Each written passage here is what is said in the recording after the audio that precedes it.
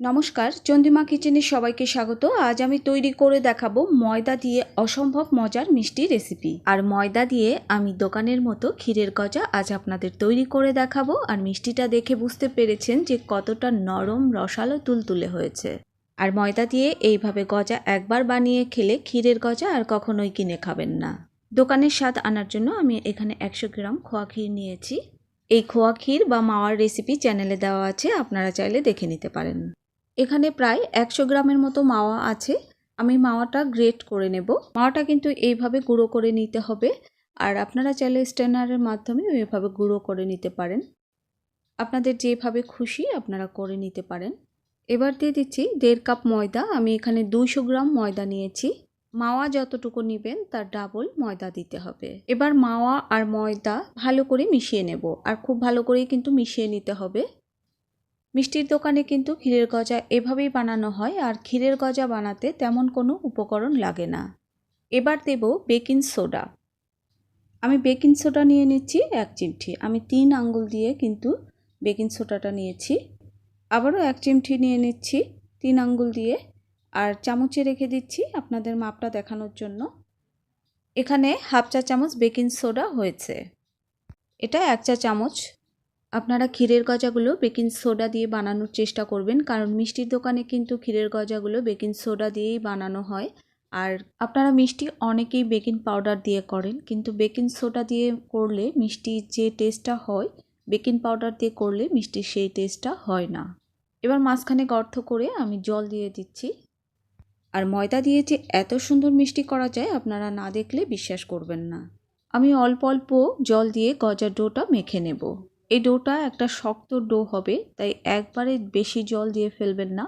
অতিরিক্ত জল পড়ে গেলে ডোটা নরম হয়ে যেতে পারে।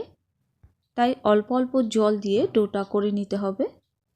আমরা লুচি পরোটার জন্য যে ডোটা করি তার থেকে শক্ত একটা ডো তৈরি হবে।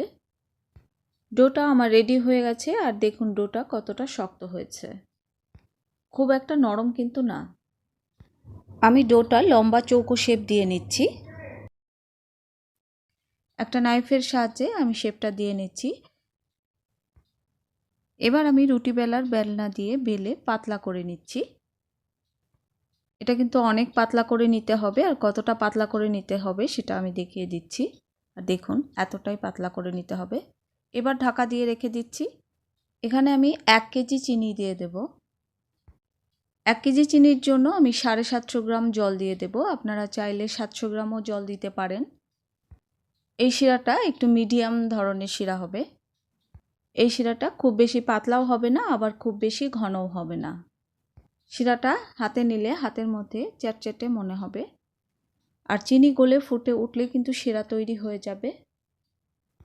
দেখুন শিরাটা তৈরি হয়ে গেছে। আমি গ্যাস ওভেন বন্ধ করে দিয়েছি। গজাগুলো ভাজার জন্য আমি ফ্রাইং প্যানে তেল দিয়েছি 500 গ্রাম। প্রথমে আমি চারপাশ থেকে কেটে নেব। এবার ছোট ছোট করে আমি গজাগুলো কেটে নেব। আর গজাগুলো যাতে সমান হয় প্রথমে আমি হালকাভাবে লম্বা লম্বা করে দাগ টেনে নেব। আর দাগের উপর দিয়ে পরে আমি কেটে নেব। আর দেখে হয়তো বুঝতে পারছেন আমি আগে থেকে হালকাভাবে দাগ কেটে নিয়েছি।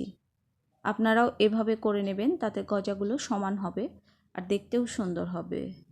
এবার সাইড থেকে আমি কেটে রেখে দিচ্ছি।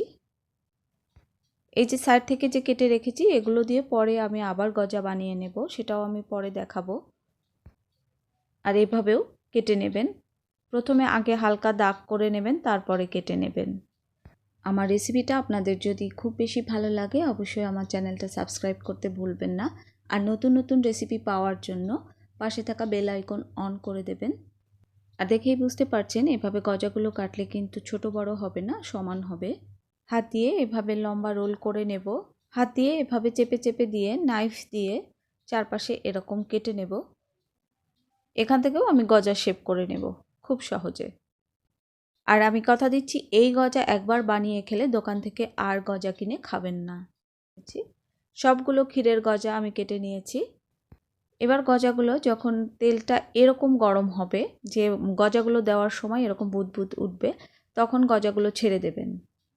হাই হিটে কিন্তু গজাগুলো ছাড়বেন না, মাঝে মাঝে হাতল দিয়ে ফ্রাইং প্যানটা এরকম ঝাঁকিয়ে দিতে হবে।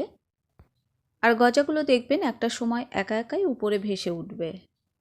প্রত্যেকটা গজাই আমার ভেসে উঠেছে। এবার গ্যাস ওভেনের আঁচটা লো হিটে ছিল আগে, এখন মিডিয়াম হাই হিটে করে দিয়েছি। হালকা ব্রাউন কালার হলেই আমি আবার লো হিটে করে 5 থেকে 6 মিনিট ভেজে নেব। আর এভাবে নেড়ে চেড়ে উল্টে পাল্টে ভেজে নিতে হবে, তাহলে কালারটা কিন্তু খুব সুন্দর আসবে। যদি এভাবে নাড়াচাড়া না করেন তাহলে এক পাশে সাদা এক পাশে লাল এরকম কালার হবে। আর দেখুন আমার প্রত্যেকটা গজার কালার কিন্তু খুব সুন্দর এসেছে, আবার এক কালার এসছে, কোথাও সাদা কোথাও লাল এরকম কিন্তু আসেনি। গজাগুলো ভাজা হয়ে গেছে। এবার গজাগুলো যখন আমি তুলে নিচ্ছি তখন চুলার আঁচটা হাই হিটে করে দিচ্ছি। এতে গজা থেকে সমস্ত তেল বের হয়ে যাবে, গজাগুলো খেতেও টেস্টি হবে। আর গজাগুলো আমি শিরার মধ্যে দিয়ে ঢাকা দিয়ে রেখে দেব। এবার গজাগুলো সারা রাত শিরার মধ্যে আমি রেখে দেব। আর সারা রাত পর গজাগুলো দেখুন রস খেয়ে 4 ডবল ফুলে গেছে। সবাই সুস্থ থাকুন, ভালো থাকুন। আবার দেখা হবে অন্য কোনো নতুন রেসিপি নিয়ে।